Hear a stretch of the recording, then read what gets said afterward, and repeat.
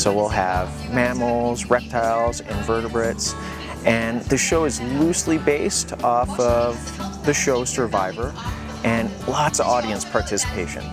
Twice each day, the curators of our living collection will be revealing an ever-changing lineup of animal competitors to test their survival skills against the environment and each other. This is where we're going to learn about different animal adaptations that all these animals have to survive here in the Mojave Desert. And the audience will be our tribal council, and they'll ultimately get to vote on who the winner is for that show. Several hand-picked participants will also get a unique perspective on how to adapt to the challenging desert environment. We'll also have some challenges on stage for some lucky guests to help participate in as well. So it'll be kind of head-to-head comparisons and who's best able to adapt with limited water and food resources, or who's best adapted for the extreme heat of the summer months in the Mojave Desert. And then guests will get to decide who wins each particular section, and ultimately who the desert survivor is for each particular show. Guests can expect to see the most popular Mojave fauna, but then there's always the possibility of totally random and unforeseen natural events knocking out the front-running animals.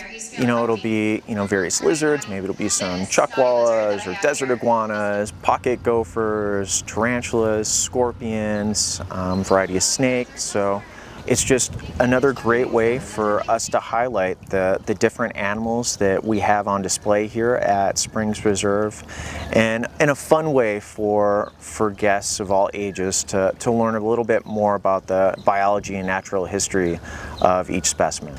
All the animals that we have here in the Mojave Desert obviously have to be, to a certain degree, really good desert survivors.